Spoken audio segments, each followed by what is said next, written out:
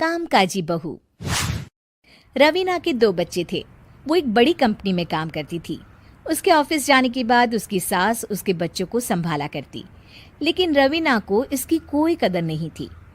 एक दिन रवीना अपनी माँ से फोन पर कहती है, मम्मी क्या बताऊं, मेरी सास तो बिल्कुल अच्छी नहीं है। वो समझती नहीं है कि मुझे कितना काम करना पड़ता है। एक तो ऑफिस तक का लंबा सफर और फिर 9 घंटे लगातार काम। बैठे बैठे तो मेरी पीठ अकड़ जाती है। खुद तो सारा दिन घर में मजे करती है, जब मन करा सोए, जब मन किया खाए। तभी उसकी सास वहां आ जाती है। अच्छा माँ, मैं बाद में आपको फोन करती हूँ। जी मम्मी जी, कोई काम है क्या आपको? क्या हुआ? रवीना बहू, सारा दिन तो तू ऑफिस के मजे लेती है, लेकिन यहाँ ये बच्चे मुझे आराम भी नहीं करने देते। मेरी तो तबीयत खराब हो रही है। तो आपको लगता है कि मैं दफ्तर में मौज करती हूँ? आपको क्या समझाऊं, छोड़िए। माँ, काम करना भी जरूरी है। मजबूरी नहीं होती तो मैं खुद ही अपने बच्चों को देख लेती। अब आज तो छुट्टी है ना, आज तो कम से कम घर का काम कर ले। बहू काम शुरू करती है। बच्चे के साथ काम करना उसके लिए असंभव हो जाता है। वो जाकर बच्चा सास को देती है और कहती है, मम्मी जी जरा बच्चा तो पकड़ लीजिए, मैं घर का काम कैसे करूं? जैसे मैं करती हूँ रोज बच्चे के साथ। तुझे बताऊं तो तू सोचती है कि कोई बड़ा काम तो है नहीं, बच्चा तो सोता रहता है। अब देख लिया। खैर, बस मैं यही तुझे समझाना चाहती थी। ला, बच्चा मुझे दे और काम कर। बहू मुंह बनाकर वहां से चली जाती है। वो मन में सोचती है, बात तो सही है, बच्चे के साथ घर का काम करना असंभव है। वो किसी तरह काम करती है और अगले दिन ऑफिस के लिए निकल जाती है। ऑफिस में उसकी सहेली उससे कहती है, यार तू तो बड़ी लकी है, तुझे तेरी सास खाना बना कर देती है, बच्चे भी देखती है और तुझे किसी बात की चिंता भी नहीं होने देती। अरे क्या लकी, बदले में मैं उन्हें पूरी कमाई जो दे देती हूँ और अपने बच्चे से दूर रहती हूँ वो अलग। हर किसी को ना दूसरे की प्लेट में ज्यादा घी दिखता है। जा अपना काम कर। अरे फिर भी ये तो है, यहाँ हमारे बच्चे को मैं क्रैश में छोड़ती हूँ, हर पल डर लगा रहता है कि क्या कर रहा होगा। खैर चल, मुझे क्या। बहू घर आती है तो देखती है कि उसकी सास उसके बच्चे को बड़े ही प्यार से खिला रही होती है। वो माँ को देखकर खुश हो जाता है। बहू मन में सोचती है कि बात तो सही है, सासू माँ सारा दिन काम करती है, मैं ऑफिस से आकर भी काम नहीं करती हूँ। वो सास के पास जाती है और कहती है, माँ जी थक गई आप? और क्या, सारा दिन चक्कर घीनी की तरह पूरे घर में घूमती रहती हूँ और अब उम्र भी नहीं रही। लेकिन चल तू बता, क्या हुआ, कुछ काम है क्या? बहू कुछ नहीं कहती, मुस्कुराकर वहां से चली जाती है। लेकिन अगले दिन सुबह सुबह बहू सास से पहले उठकर उन्हें चाय देती है।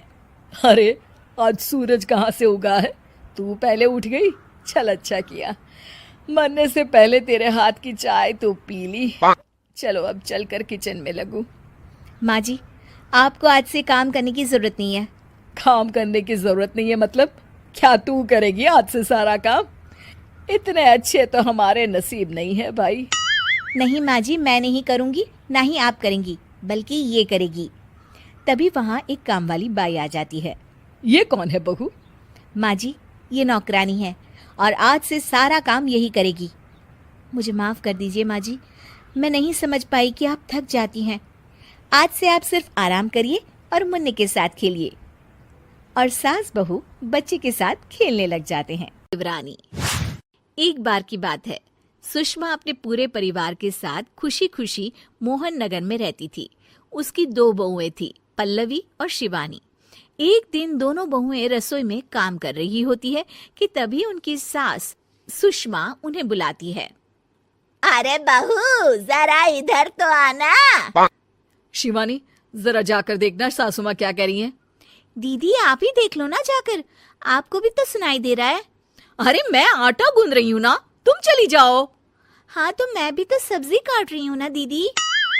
अरे बहू जल्दी आओ। ओफो, ये तो जाएगी नहीं, मैं ही जाकर देखती हूँ कि क्या करना है। पल्लवी सुषमा के कमरे में जाती है। जी मम्मी जी, क्या हुआ? शाम को घर पर कुछ मेहमान आने वाले हैं, तो तुम अच्छा सा खाना बना लेना बहू। ठीक है मम्मी जी, आप बता दीजिए क्या क्या बनाना है और कितने लोग आ रहे हैं। सुनील की मौसी जी और उनका पूरा परिवार आ रहा है। कुल मिलाकर 3 लोग और हमें मिलाकर हुए 9 लोग। तो अभी से ही तैयारी करना शुरू कर दो। और हाँ, घर की सफाई भी कर देना, हाँ, अच्छे से। जी मम्मी जी, सब काम हो जाएगा, आप चिंता मत कीजिए। पल्लवी शिवानी को घर में मेहमान आने वाले हैं इसके बारे में बताती है। क्या 9 लोगों का खाना बनाना होगा, घर की सफाई करनी है? बाप रे, सासू माँ ने तो हमें घर की नौकरानी ही समझ कर रखा है। ऐसा नहीं बोलते शिवानी, हम इस घर की बहू हैं और घर के काम करना हमारा फर्ज है। दीदी तो है ही सासू माँ की चमची, जब देखो सासू माँ सासू माँ। मैं तो इतना सारा काम नहीं करने वाली। शिवानी कपड़े लेकर गमला साफ कर रही होती है और चक्कर आने का नाटक करने लगती है। मेरा सर चकरा रहा है। तभी वहां पल्लवी और सासू माँ जाते हैं। अरे बहू, क्या हो गया तुम्हें? मम्मी जी, बहुत तेज सर में दर्द हो रहा है। तुम एक काम करो शिवानी, आराम कर लो। नहीं नहीं दीदी, घर में मेहमान आने वाले हैं, मुझे आपकी मदद करनी चाहिए। अरे कोई बात नहीं शिवानी, तुम आराम कर लो, मैं सब काम कर लूंगी। ठीक है दीदी, अगर आप इतना कह रही हैं तो आराम कर लेती हूँ। शिवानी आराम से अपने कमरे में मैगजीन पढ़ रही होती है। इसे कहते हैं आराम की जिंदगी। इतना सारा काम। चलो सारा काम खत्म हो गया, शिवानी को देख आती हूँ। शिवानी अपने कमरे में ईयरफोन में गाने सुनते सुनते सो जाती है और उसके साइड में मैगजीन भी रखी होती है। पल्लवी वहां आ जाती है और वो सब देखती है। ओहो, तो मतलब सब काम चोरी का बहाना था। अभी बताती हूँ इसको। घर का सारा काम मुझे करना पड़ा और ये महारानी यहाँ मैगजीन पढ़ रही है, गाने सुन रही है।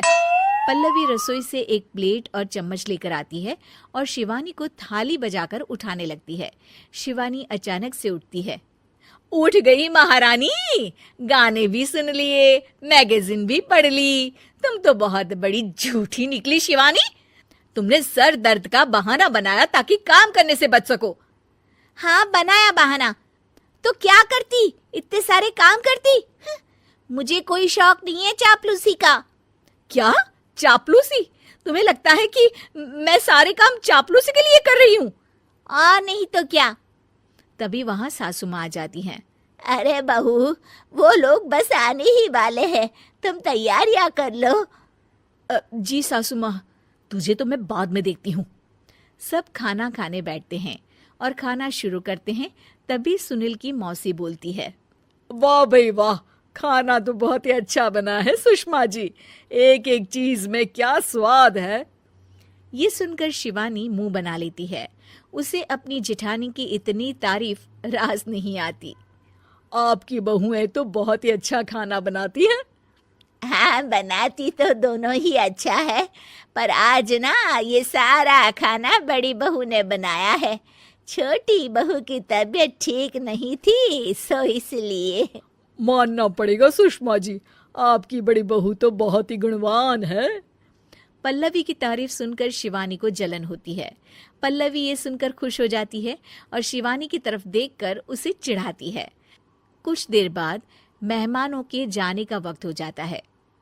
मौसी जी सबके लिए उपहार लाई होती है। वो सबको शगुन के पैसे देती हैं और अंत में पल्लवी के पास आती है। तुम्हारे लिए शगुन का लिफाफा तो है ही, पर बहू तुम्हें एक और उपहार भी मिलेगा इतना अच्छा खाना बनाने के लिए। मौसी अपने सोने के कंगन निकालकर पल्लवी को पहना देती है। ये लो, ये मेरे मनपसंद कंगन है, अब से ये तुम्हारे हुए। धन्यवाद मौसी जी। ये देखकर शिवानी तो पूरी तरह से जल जाती है और गुस्से से रसोई में चली जाती है। तभी वहां पल्लवी आ जाती है और उसे अपने कंगन दिखाने लगती है। देवरानी जी, अब आपका सर दर्द ठीक तो है ना? मुझे लगता है कि अब सर दर्द शुरू हो गया होगा आपका।